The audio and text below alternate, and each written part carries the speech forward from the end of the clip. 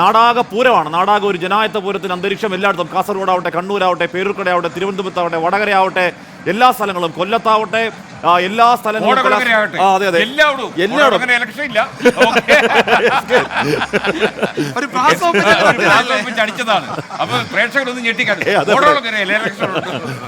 കേരളത്തിലെമ്പാടും ജനായത്ത പൂരമാണ് എന്ന് പറഞ്ഞാൽ വലിയ ആവേശമാണ്. ഈ കഴിഞ്ഞ ഒരു മാസം എത്രത്തോളം ശക്തമായ പ്രചരണമാണോ അതൊക്കെ പൂർത്തീകരിച്ചുകൊണ്ട് അതിന്റെ ഒരു കലാശം എന്ന് പറഞ്ഞാൽ അതിന്റെ ശക്തി പ്രകടനം, ഞങ്ങൾ ഇത്രത്തോളം ശക്തിയുള്ളവരാണെന്ന സന്ദേശം, ഒരു പൊളിറ്റിക്കൽ മെസ്സേജ് കൊടുക്കുക തന്നെയാണ് കൊട്ടിക്കലാശം. അവിടെ അലക്സറ മുഹമ്മദ് അവിടെ ആരും അനുകരിച്ചുകൂടാത്ത കായികം കാണിക്കണം.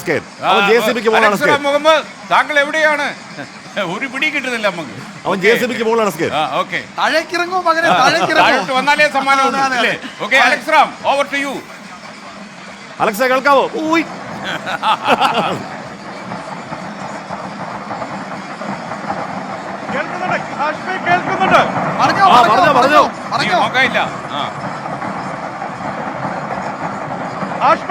ഞാൻ സത്യത്തിൽ തിരുവനന്തപുരത്തിന്റെ പേരൂർക്കടയുടെ ആകാശത്താണ് ഞാനുള്ളത്. ഇത് കണ്ടില്ലേ, ഈ പേരൂർക്കട ജംഗ്ഷനിൽ, ഈ നാലുംകൂടി ജംഗ്ഷനിൽ ഈ ട്രെയിനിന് മുന്നിൽ രാജീവ് വലിയ കണ്ടൗട്ടാണുള്ളത്.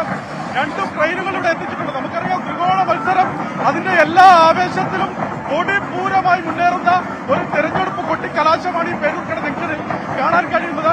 ഒന്നിനൊന്ന് മുന്നണികൾ. അത് തൃശൂർ പൂരമൊക്കെ നമ്മൾ കണ്ടിട്ടില്ല. ആ തൃശൂർ പൂരത്തിന് ആ കുടമാറ്റം കണ്ടിട്ടില്ല. അതുപോലെ ഓരോ സർപ്രൈസുകൾ കൊണ്ടാണ് ഓരോ സ്ഥാനാർത്ഥികളുടെ ആളുകളും അല്ലെങ്കിൽ അവരുടെ പ്രവർത്തകരും അണികളും ഈ പേരൂർക്കട ജംഗ്ഷനിലേക്ക് വരുന്നത് എന്നുള്ളതാണ്.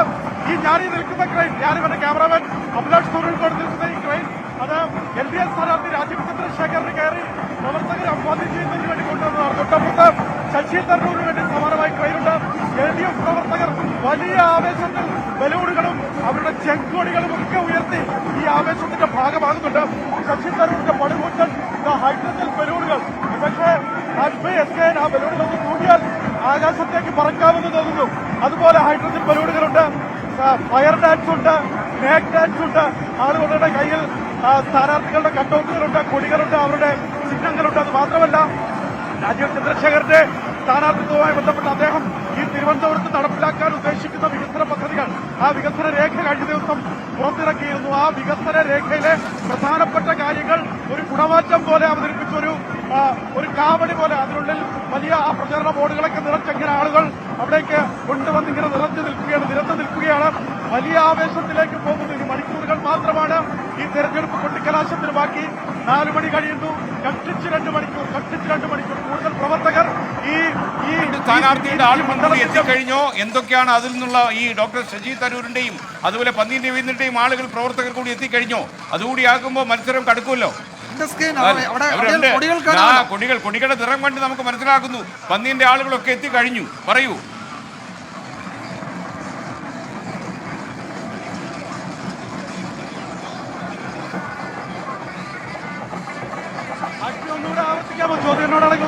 മറ്റ് 2 സ്ഥാനാർത്ഥികളുടെ പ്രവർത്തകരും എല്ലാവരും എത്തിക്കഴിഞ്ഞു. എന്താണ് അവിടുത്തെ വിശേഷം? നമുക്ക് മനസ്സിലായി, രാജീവ് ചന്ദ്രശേഖരന്റെ ക്രെയിനിൽ കയറി നിൽക്കുമ്പോൾ മറ്റുള്ളവരുടെ കാര്യം പറയാനുള്ള ബുദ്ധിമുട്ടാണോ എന്നറിയില്ല.